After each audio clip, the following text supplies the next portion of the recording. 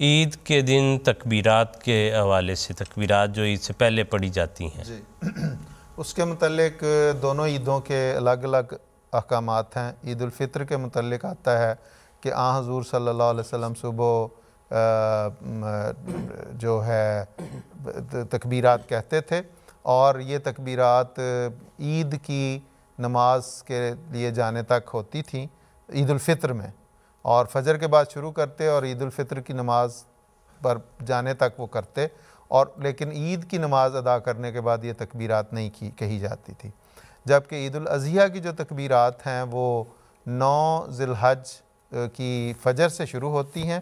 اور 13 ذی الحج کی عصر کی نماز کے بعد تک رہتی ہیں، تو وہ 5 دن ہیں جس میں یہ تکبیرات کہی جاتی ہیں، اس لیے یہ فرق بہرحال ہونا چاہیے۔